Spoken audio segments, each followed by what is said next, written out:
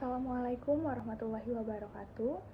Halo teman-teman semua, perkenalkan saya Anissa Rahmatillah dengan NIM akhir 192231067.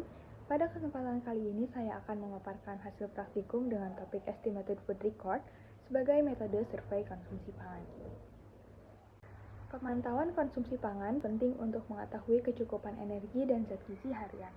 Salah satu metode yang digunakan adalah food record yang mencatat makanan dan minuman yang dikonsumsi oleh responden. Estimated food record bersifat prospektif, dicatat langsung oleh responden setelah makan berlangsung, sehingga lebih akurat dibandingkan metode recall yang bergantung pada daya ingat responden.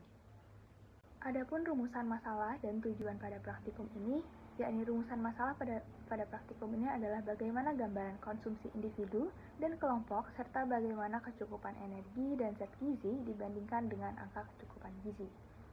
Kemudian, tujuan dari praktikum ini adalah untuk mengetahui pola konsumsi individu, menganalisis kecukupan energi, zat gizi makro dan mikro, serta melihat gambaran konsumsi kelompok.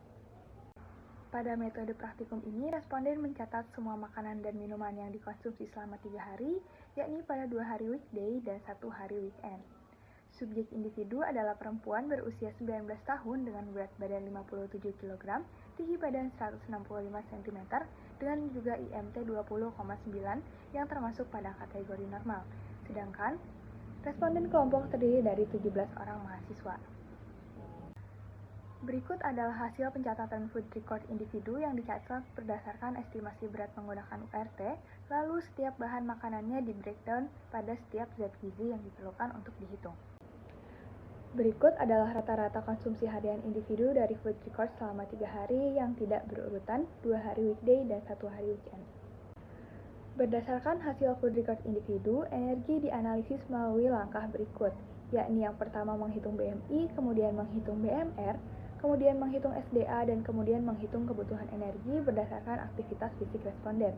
Berdasarkan perhitungan responden individu tersebut, responden mengalami defisit energi tingkat sedang, yakni berada pada rentang 70-79,9% WPNG. Dari hasil food record individu, total energi yang dikonsumsi hanya 1.697 kilokalori per hari atau sekitar 70% dari kebutuhan yang diperlukan. Karbohidrat hanya 32% dari kebutuhan, protein hanya 8% dari kebutuhan, sedangkan lemak justru berlebih yakni 30% dari kebutuhan. Pada zat gizi mikro, sebagian besar juga kurang. Zat besi hanya terpenuhi 36% dari kebutuhan, kalsium 52%, dan zinc 73%. Namun, vitamin A dan vitamin C justru berlebih, masing-masing yakni 149% dan 238% dari kebutuhan harian. Pada food record individu diperlukan validasi data, dan validasi data menunjukkan nilai 1,2 yang berada dalam rentang wajar, dan maka tidak terjadi underreporting maupun overreporting pada food record individu ini. Selanjutnya, berikut adalah hasil food record kelompok yang menghasilkan rata-rata asupan kelompok serta standar deviasinya. Pada kelompok, rata-rata energi yang dikonsumsi hanya 1.281 kilokalori atau 57% dari kebutuhan.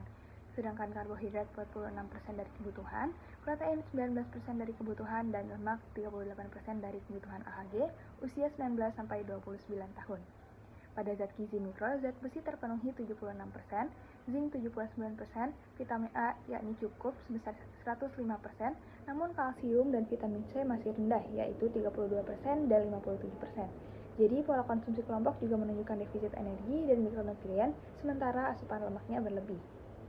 Kesimpulannya, baik pada individu maupun kelompok terjadi defisit energi, rendah asupan karbohidrat dan protein, tetapi asupan lemak berlebih. Untuk mikronutrien, zat besi, kalsium, dan zinc masih rendah, sementara vitamin A dan C pada individu justru berlebihan.